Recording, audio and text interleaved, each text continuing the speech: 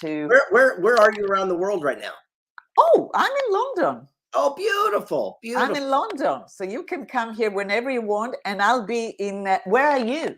I'm in San Diego, California.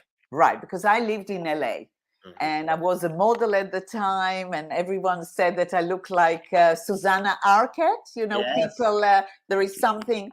So I was not even a singer-songwriter, but when I went back to the airport in the limousine, I said, "I'll come here in a completely different person," and that's what will happen. That's I'll come and great. visit. We are live.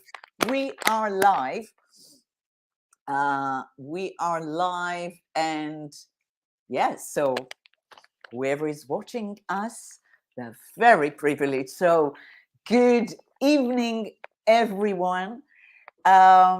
This is a big treat for all of you out there, and also for myself. So first of all, I like to welcome you, Dr. Greg Reid. Welcome to this podcast. Can I call you Greg? Oh, absolutely. I wish you did. Thank you very much for having me on. I've been Yes. looking forward to this for a couple of weeks, so let's rock and roll. Long time we've been, yes. When I knew that I'm releasing the song, and when I heard one of your books podcasts, I knew that I want to interview you as the first one. So people that don't know you, you have the website under, so you must check out, because this person, besides being bestseller of over 50 books, filmmaker, make things happen, make the world a better place, will make your world better after these 20 minutes, and definitely mine. So it's really wonderful to have you here. And a lot of my fans, listeners, friends are not familiar with Napoleon Hill, which is a huge figure that changed so many people's life. It's very difficult probably to say in few words, but if you can just say a few words about him, how did he change your life? So at what stage you came across? Because I haven't heard it in any of the interviews, and I've done a lot of research. Yes, so if you can share that with us as a first question. Well, again, thank you for having me on. And people talk about they don't know Napoleon Hill. Guarantee you never heard of me either. Don't feel bad. I'm not very popular at home either. Just a regular guy. I'm here in San Diego. I've been very fortunate. I've been published in 140 books, 45 languages, made a couple movies and all that good stuff. But it all begins with the manifestation, just like she was talking about. You think it, you feel it, you get off your backside, you take action, and you got to do it. So Napoleon Hill, 100 years ago, was an aspiring magazine reporter. And he gained access to the richest man in America, Andrew Carnegie. It was supposed to be a 30-minute interview, turned out to be 3 full days and nights. And at the end of the interview, Carnegie says, here's an opportunity. He says, work for me for free for 20 years, and I'll send you on a mission to meet my friends. You'll interview them, find out what they did, and write the first ever formula for success. Napoleon Hill reached in his pocket and said, work for free for what? He says, Mr. Carnegie, not only will I accept it, I'm going to complete that task. Carnegie says, fine, you got yourself a job. And then Hill says, why are they going to talk to me? I'm a kid. I'm nobody. He says, I'll write you a letter of recommendation. When they see it, you'll get all the time you want. Sat down with Edison, Einstein, the Fords, the Rockefellers, and wrote the 20th best-selling book in history called Think and Grow Rich. But here's the good part. You see, Carnegie was a stickler for action and gave Napoleon Hill 20 seconds or a minute to make up his life-changing decision. And he did it in 29 seconds. And what was very interesting about that story is that Carnegie made the same offer to work for free for 20 years with 60 seconds to over 250 men before Napoleon Hill. And the moral is, how many times have we or someone we know gave up a miracle opportunity because their stinking thinking kicked in? I call it a bad case of the one size. I'm going to take action once I get the big break, once I get the kids out of the house. And the best time to take action is when that opportunity presents itself. Beautiful. And I have something to say in a minute, but how did you came across to him? At what stage? It's such a great story. So I had a mentor named Charlie Tremendous Jones. And he had a quote. He says, "You are the same today as you'll be in 5 years, except for two things: the people you meet and the books you read. It's who you hang out with. It's what you put in your head that determines your character as a person. So in high school, if you hung around with smokers, you're a smoker. Jocks are a jock. Same thing applies today." And before he passed away, he started a nonprofit to carry his teachings to the next generations. And they asked me to serve on the board of directors alongside the CEO of the Napoleon Hill Foundation. It was kind of a part of a master plan. And he said, "Hey, give this kid a shot." And they gave me an opportunity to follow in Napoleon Hill's footsteps to write the very first modern day version called Think and Grow Rich, 3 Feet from Gold, which went on to become a global sensation. It's amazing because this is how I met you, and I just want to tell my listeners and friends that are watching, how did I get to you. So it was that I got this podcast, and I love listening at night when I don't sleep because I have over energy, over excitement. So I listen to the podcast, and at 4 a.m., I hear your lovely voice at the end summarize. I mean, you've done such an amazing job bringing all the best speakers in the world, doing their own interpretation of Napoleon Hill. It's just so inspiring. And at the end, I hear you saying, "If you've got a story, be in touch." And I'm saying, "Yeah, ask, and it will be given." And I was waiting in the morning. Now listen to this. As I am planning to have a book and a Netflix on me, and I did Google about you more, and I saw that you're a filmmaker, I started to make the chapters. So if you remember, the email was very long.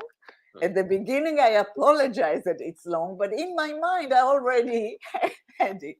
And you didn't answer. You didn't answer my email. And I said, I'm not going to let my negative thought, I mean, what would Napoleon Hill would do?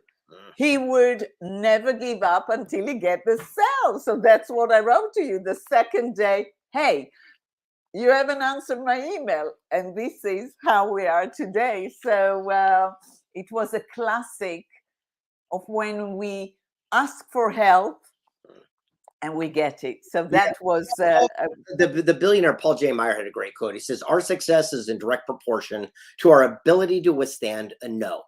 He says, "If you're willing to ask enough ladies out, eventually you get a date for the dance." And that is the same mentality. And just so you know, usually when someone writes a long email to me, they're yelling at me. So that's geez, here it comes again. Someone's mad at me from Europe. So here we go. So I'm sure that's why I kind of said the thing. I know. But at least I was persistent, and I apologize. Yes! The second one was short, and that's what we need to do. Now, you wrote a book called Thoughts Are Things, or Things Are Thoughts. Yeah. And Thoughts Are Things with Bob Proctor. So a lot of people know him from The Secret. And yeah. we went and wrote this book called Thoughts Are Things, where we interviewed amazing people to find out how their thoughts become truth. We thought that you magically think about it and it manifests and shows up on your doorstep, but it didn't work that way. We realized that thoughts are not things. It's thoughts backed by action become our truth. If thoughts were things, I'd be a slice of pizza right now because I'm hungry. But when we're done with this interview and I drive by the pizza parlor and get a slice of pizza, my thoughts become reality by the actions in which we took. We sat down with these neuroscientists and physicists and realized we have 64,000 thoughts a day.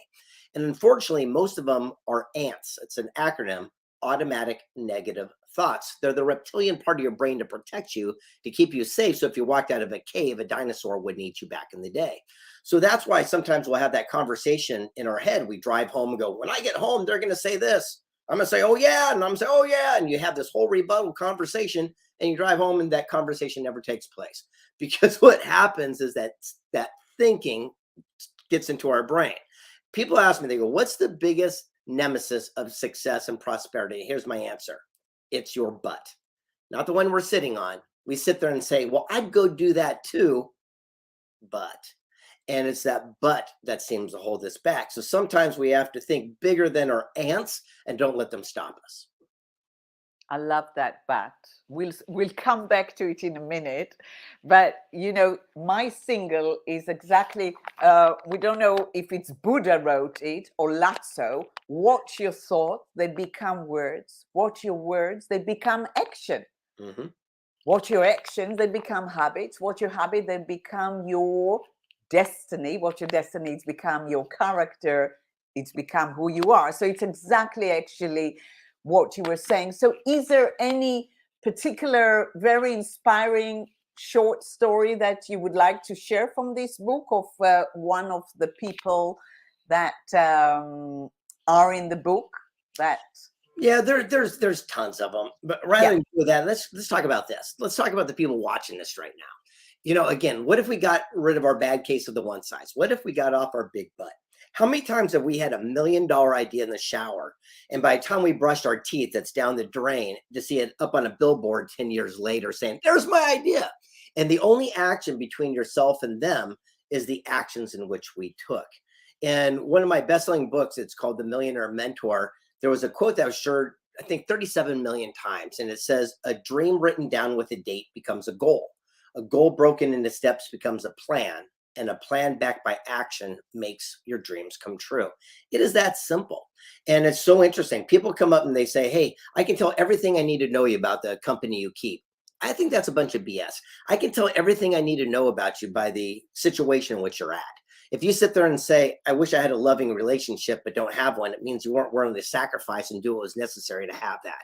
If you say, "I want a Lamborghini, but don't have a Lamborghini," it means that you weren't willing to pay your dues and do what was necessary again to have that vehicle. So people, again, when they come up and say, "Hey, I wish I had this," the answer is not, you really don't. Or if you did, you'd be willing to set that plan and strategy to make it come to life. And understand this, strategy is the key. Planning and over planning can be the kiss of death. Truett Cathy started a company here in America. It's called Chick-fil-A Restaurants. It's the biggest chicken sandwich place in the world. And I asked him, I says, "If I want to be a billionaire like you, what do I do?" And he said, "Stop your over planning." I go, "What do you mean?" He goes, "If I want to get to the end of the street and I'm on my sofa, get off your backside, take action, and look for unexpected opportunity." He goes, "The planner is going to plan every step. Where are they going to pause, take a break? A sprinkler comes on, it freaks him out, it goes against plan, he runs back home." He goes, "Not me. I'm looking for a skateboard or a bicycle that a kid left out to make my journey short. If I get real lucky, I'll wave down a neighbor driving by and hitch a ride to the end of the street." He goes, "Either way, I'll get to my goal. I'm just not so caught up in exactly how it has to come to life." I love it. I just love it. Really love it. Another book of yours that really inspired me big time is Stickability. How do you call it? The Law of Perseverance. There it is. Yes, stickability, the power to persevere. And the idea of that project was, after 3 Feet from Goal became such a big success for us, I wanted to do a follow-up. People said, 3 Feet from Goal is about not giving up before the miracle happens, but they go, "But how do you not quit?" Give us some examples. And the first person I interviewed is a guy named Marty Cooper, who invented the cell phone. And I sat him down and I said, "Marty," I go, "what does stickability mean to you?" And he said, "Stickability has to be parallel with flexibility." He says, "If you're not willing to adapt and adjust, you'll end up getting stuck." And then told this story about a spider monkey. He said, "In the rainforest, you can't catch it, wire it. It's too just quick." He goes, "But one hunter figured it out. He took a heavy log, drilled a tiny hole, dropped it in the peanut inside, and left it at the base of the jungle. The monkey would smell the nut, come down from the treetop, reach his hand in, grab a hold of the nut, and his fist becomes so big he can't pull it back out, become anchored to the log. All he's got to do is let go, but he holds on with dear life, thinking that nut is nutrition, it's saving him. The hunter comes by an hour later, captures the elusive spider monkey. And the question is, are we holding on to our own nut right now? But it could be in that form of that job or that fear or guilt or car or remorse or debt or the past or memories. And what we're holding on with dear life, just like the monkey was holding on to the nut, could also be the thing that's leading to our own demise. Sometimes we have to have the courage and the fortitude to simply let go and adapt and adjust so we can live to fight another day. But let's take this one, because perseverance is, I think, one of my, I'm a champion over 20 years. It's not that I didn't have a success, but when you're an artist, is a different thing than just being a businessman, because emotions are involved here, and also the rejection then is much harder.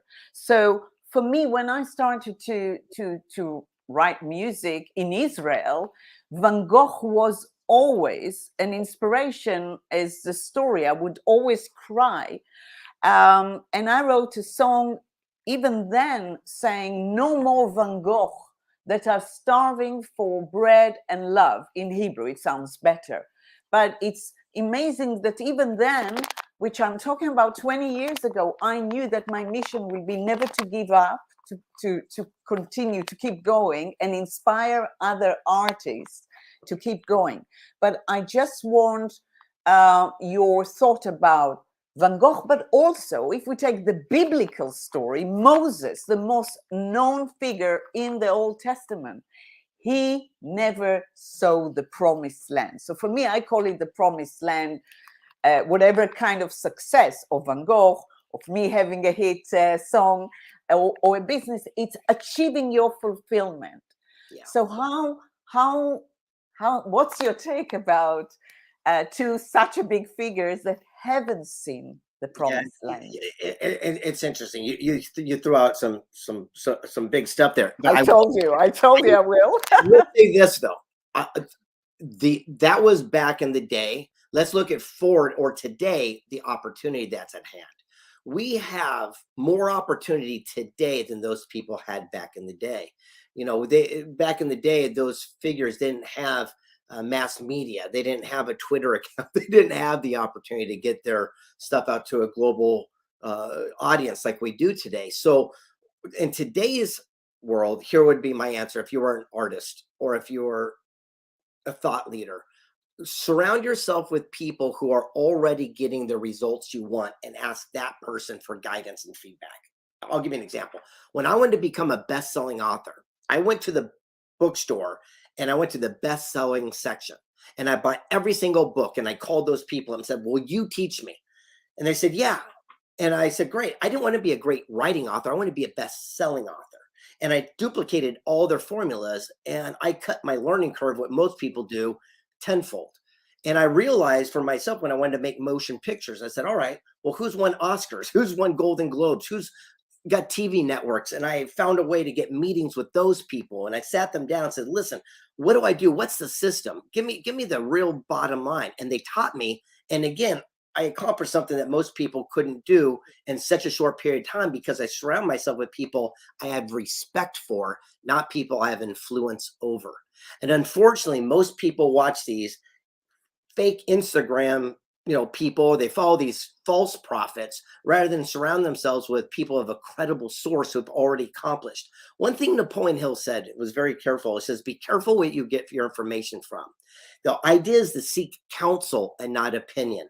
Opinion is based on ignorance, lack of knowledge, inexperience, like all of our family friends who've never done what we want to do. Counsel is based on wisdom, knowledge, mentorship. People have paved the way. If I go to a family friend and say, I want to become a music artist, they're going to talk me out of it to protect me because I can't sing. But more importantly, they've never done it. If I sat you down and said, tell me, I want to become a music artist, what do I do? You're going to say, I got 20 years, sit down. Here's what you need to know. And you're going to give me counsel based on wisdom, knowledge, mentorship. If we would spend our activity only seeking counsel and ignoring people's opinion, that's the day our lives would change. That's beautiful. But that leads me to the last question that will end our very interesting podcast. So when I saw your TED Talk, it was about using your obstacle to turn them to something positive. I thought, wow, I found my soulmate, maybe not romantic, but someone that just thinks like me, because the way I say, turn the minus into plus and you get light. And I know that that's what I came, and my surname, Koren, mean light. But I really want your guidance related to what you've just said. I know a lot of musicians independent artists, the one that on Instagram or Facebook. So my pattern is that I do everything alone because I have the ability to make everything alone. And as much as I search all the time, I'm ending up with a lot of help doing things alone. But what separates me from not doing with very good people that you spoke about is budget, it's finance, and many other artists. So how can I turn? How would you tell me now? I have a song, everyone is saying, you've got a hit song. I know I do. I know because children, even 5 years old, reacting to it. But I'm competing Taylor Swift and Santa Claus, all the songs of Christmas. It doesn't put me down. I know I can do it.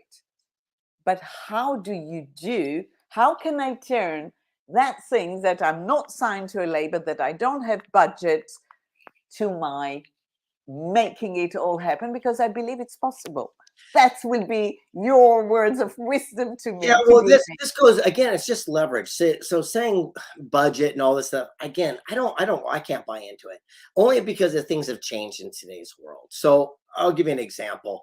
When I wanted to make my first major motion picture, I didn't know where to get started. I knew I needed a screenplay, so I took out an ad on a thing called Craigslist in San Diego for $25, and the screenwriter responded and ended up writing the movie and directing it and promoting it with me and producing, and we won awards all around the world, and we're up for an Oscar. So for $25. So my experience is different than most people.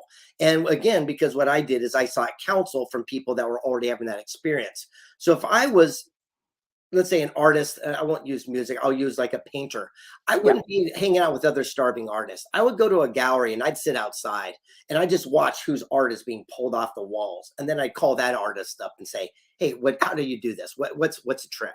So for myself, if I was in this situation, I would say, okay, who's got this SoundCloud music? I mean, you go back and start looking at some of these amazing artists that hit it from using other mediums. I mean, Justin Bieber was created from a YouTube, right? You've got right now Bella Porch, which was created from a TikTok and a Instagram. You start looking at all these different things, right? It's absolutely mind-boggling. But the difference is they usually got one, well, I'll call it a champion to believe in them. And then once they do, it's called this sneeze effect. So if I tell one person it's one of these things, but if you get a major celebrity or someone who's an influencer to do it, it has a sneeze effect and then it goes out to the masses. So if I was in that situation, I'd say, all right, who's already accomplished what I want to do right now, and ask that person for guidance, because I would just be giving opinion right now since I've never had a major hit song. So I would suggest that. Now, on the same note, if you wanted to write a book, I'd say hang out with somebody who's already done it. If you want to do a movie, hang out with someone who's already done it. But you can cut your learning curve in half. And here's the answer from me, which is opposite of our email situation. I believe in the power of specificity. Here is how I get access to everyone. And they go, oh, it's easy for you. Everyone watching this right now is going, it's easy for you. You've never heard of me? And everyone who I reach out to, they haven't heard of me either. So here's my answer. I'm giving you the trick: specificity. I'll reach out to whoever I want to reach out to. And I say, listen, I'm asking for 12.5 minutes of your time. I'll cover all my own costs and expense that come to you. From the moment I open the door till the moment I leave, I'll start a watch. It'll be 12.5 minutes. I'm going to ask you one question, blah, blah, blah. The chance of that person coming out from their office down to the break room to do that is so high because it's specific. Unfortunately, most people say, I want to pick your brain. That sounds painful. They say, I want to take you to lunch. I want to take you to dinner. I want to do. They don't have that type of time and attention. Sometimes I get off stage and there's 1,000 people waiting to have autographs of my books, and it's awesome. They say the nicest thing. How can I be of contribution? How can I be of value? How can I work for you? I don't have 30 minutes to do a resume check. But you come up to me and say, man, I saw your Instagram. You got 2 million followers. I make great videos. Let me send you one. If you like it, you'll use me. 8 seconds, I know who you are, what you do. We're in contact, and you got my cell phone. That's how I make these contacts. So I put myself out there nonstop in every single thing that I'm working towards, with people are getting the results we want. I'm working on a TV show right now. So I said, all right, who started E! Entertainment Network? How do I get to them? Who started, Showtime Television? How do I get to them? Because if I can go right to the source, I can get the answers that I'm looking for, so I can duplicate it and do it for my own self. Brilliant. Brilliant. definitely inspiring. So your next project is TV series.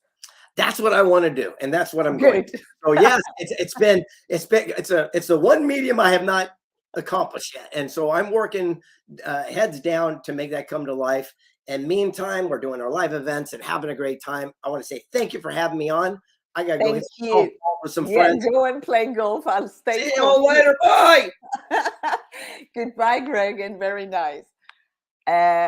Right. I hope you really enjoyed it. I was planning to sing the song. I don't know who is watching and who is not watching, but I will. Let's see if I can sing the song for you. But no, you know what? I will. Because I had cold after the launch, so I'll give it a few more days. I'm going to play you acoustic, the single It's Who You Are. There is so much great news with the remixes. There is a link to the bundle. Please download it on iTunes or Amazon. And if you stream it all the time on silence, just silence, but stream it. I need 48,000, but we're going to make it.